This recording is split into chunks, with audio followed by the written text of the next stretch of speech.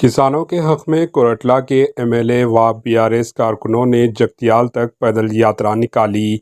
इस यात्रा में साबिका वजीर व बीआरएस एमएलए हरीश राव ने शिरकत की। इस मौके पर हरीश राव ने आवाम से मुलाकात की। यात्रा के अख्तिताम पर जगतियाल कलेक्टर से मुख्तलिफ मसाइल पर नुमाइंदगी की गई। हरीश राव ने कहा, ये तो सिर्फ ट्रेलर है, आगे 70 mm की फिल्म बाकी है। किसान धान के दलालों के हाथों में है, धान पर दिए जाने वाला बोनस बोगस हो गया। रेवंत रेड्डी में हिम्मत है, जिन मकानात को तोड़ा गया उस इलाकों में पैदल दौरा करे। हरीश राव ने कहा, रेवंत रेड्डी चीफ मिनिस्टर बनने के बाद रियासत में 36 रेजिडेंशियल गवर्नमेंट हॉस्टल व स्कूल्स के स्टूडेंट्स फौत हो चुके हैं। हरीश राव ने कहा कि चीफ मिनिस्टर रेवंत रेड्डी ने गुज़िश्ता रोज़ कहा था कि तेलंगाना की आवाम को कोई नुकसान नहीं हुआ बल्कि फ़ायदा हुआ, लेकिन आज वो तेलंगाना की आवाम को हुए नुकसानात की बात कर रहे हैं।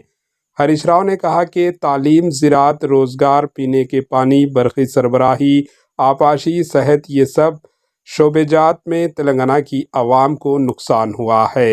Bureau report, AZ news. General ఒక సామెత ఉంటది మన ఊర్లలో, పాలకుడే పాపం చేస్తే ఆ రాజ్యానికి అరిష్టం వస్తదట. మరి ఆ రాష్ట్రానికి ముఖ్యమంత్రి రేవంత్ రెడ్డి ఆ దేవుని మీదనే ఒట్టిపెట్టి మాట తప్పిండు కదా. అందుకే వెములాడ రాజన్నను మొక్కినా, ఇక్కడి నుంచే మా లక్ష్మీనరసింహస్వామిని, మా అంజన్నను మొక్కుతున్నా, మా శివన్నను మొక్కుతున్నా, ఈ పాపాత్ముని రేవంత్ రెడ్డిని క్షమించండి, ఈ ప్రజల్ని రైతుల్ని కాపాడండి అని చెప్పి మొక్తా ఉన్నాను. ఓ పెద్ద మనిషి అడిగింటి, ఎట్లా మరి రేవంత్ రెడ్డి దేవుళ్ళ మీద మొక్కు పెట్టే మాట తప్పే ఎట్లా అంటే, ఇది అరిష్టమయ్యా, మీరైనా పోయి దేవునికి మొక్కునంటే నేను మొక్కొచ్చిన, ఇప్పుడు ఈ పాపాత్ముని క్షమించు ఎందుకంటే ఇప్పటికే అకాల వర్షాలతో వడ్లు ఖరాబ్ అవుతున్నాయి, ధాన్యం కొనే దిక్కులేక మా రైతులు కష్టాల్లో ఉన్నారు. దేవుడు మన మీద కోపానికి రావద్దు, ఈ పాపాత్ముని క్షమించండి, మా ప్రజల్ని కాపాడండి అని చెప్పి దేవుడిని మొక్కొచ్చిన. ఇవాళ ఆయన నిజంగా బుద్ధిమంతుడైతే ఎవడన్నా కొండగట్ట అంజన మీద ఒట్టు పెట్టి మాట తప్పుతాడే, గంత పాపాత్ముడు ఎవరైనా ఉంటాడా? మరి చేయి ఇప్పటికన్నా.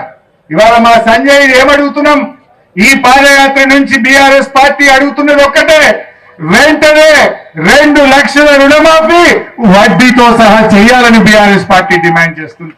ఇచ్చిన మాట ప్రకారంగా వానకాలం యాసంగి కలిపి 15,000 రూపాయల రైతు భరోసా వేయమని బీఆర్ఎస్ పార్టీ డిమాండ్ చేస్తుంది. దొడ్డు వడ్లు, సన్న వడ్లని వంకలు పెట్టకుండా అన్ని రకాల వడ్లకు 500 బోనస్ ఇవ్వాలని బీఆర్ఎస్ పార్టీ డిమాండ్ చేస్తా ఉంది. AHA न्यूज़ को लाइक करें, शेयर करें और सब्सक्राइब करना ना भूलें।